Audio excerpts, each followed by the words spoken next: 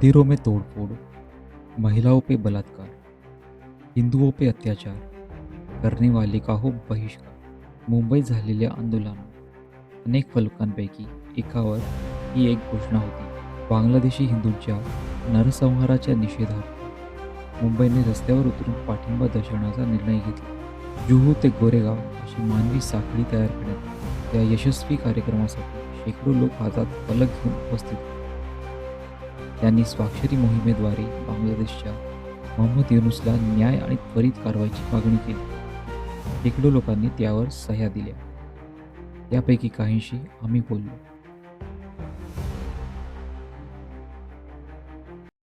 नमस्कार. नमस्कार. आपलं नाव काय? किरण झांबरे. किरणजी, इथे नक्की कसली प्रोटेस्ट चालू आहे?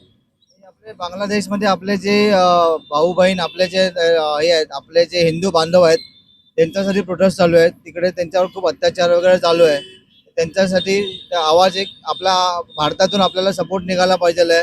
हा आवाज तिकडे केंद्रापर्यंत पोहोचून आपल्याला आपल्या हिंदू भावांची रक्षा करायची आहे, हिंदू बहिणींची रक्षा करायची आहे. त्यासाठी हा प्रोटेस्ट चालू आहे. ही ह्युमन चेन जी तुम्ही फॉर्म केली आहे ती कुठून कुठपर्यंत झाली आहे? हे युनियन आपले जे ह्युमन चेन जे आम्ही जे केले आहे ते जुहू गार्डन म्हणजे जुहू सर्कल पासून ते बांगूर नगर पर्यंत आहेत.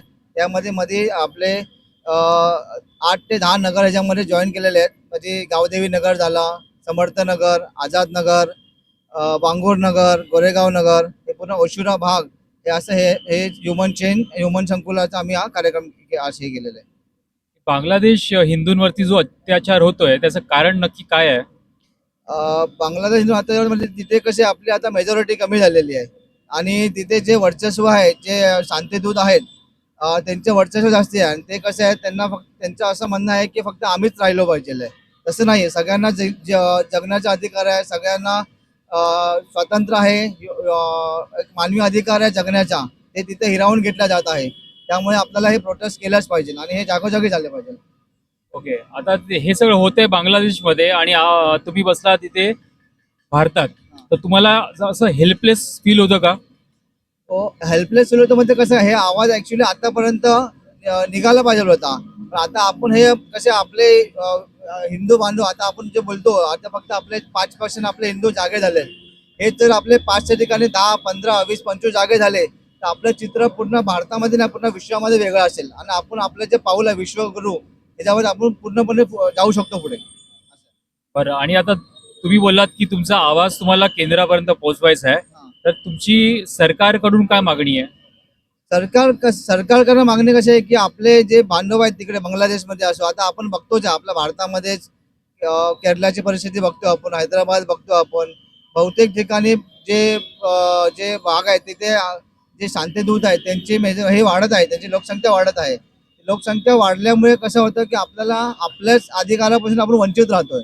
कारण देशामध्ये जो कांड झालेला आहे आणि त्याच्याबद्दल आज या देशामधली जेवढी आपली लोक आहेत, जेवढ्या विरोधी पार्टी आहेत किंवा ह्या आपल्या राज्यामध्ये किंवा देशामध्ये जे हिंदू धर्माची यात्री आहे, पण त्याबद्दल कोणीही काही बोलत नाही.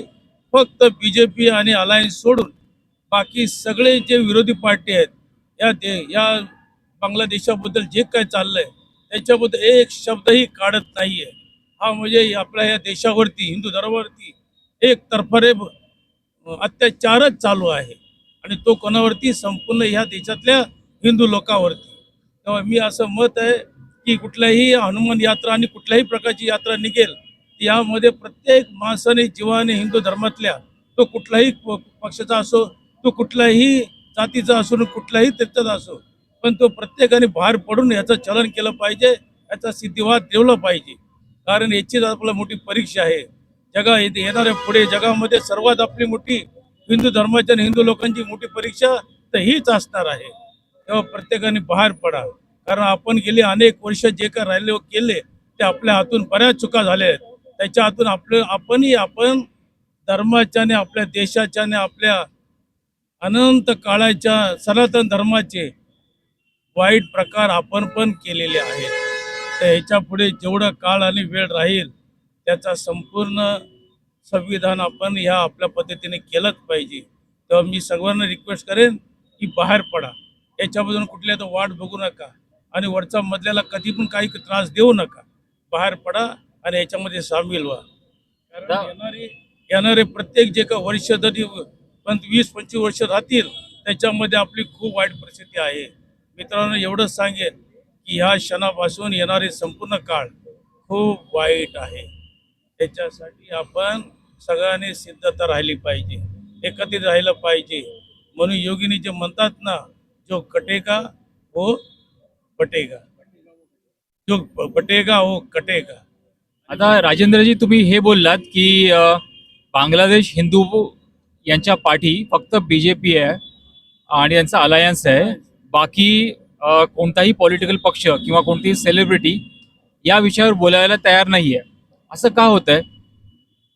कारण आता सेलिब्रिटी म्हणा किंवा बाकीचा पक्ष किंवा काँग्रेस तरुण म्हणा, या लोकांनी गेली अनेक वर्ष राज्य केलं या देशावरती, परंतु आपल्या धर्मीय, आपल्या हिंदू धर्मावरती आणि आपल्या भारत देशावरती हजारो प्रकारे अत्याचार त्यांनीच केले.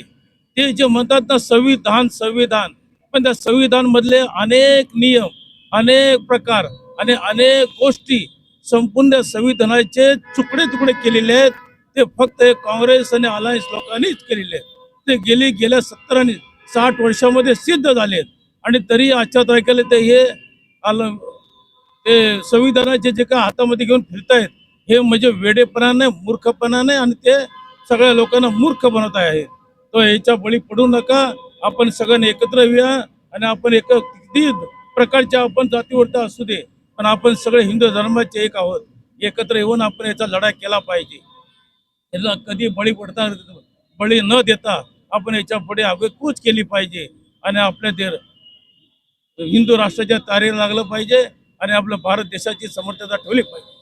जय हिंद, जय भारत, हरिओम. थँक्यू. मी आशिष जाधव, DN नगर, अंधेरी, संविधान वार्तासाठी.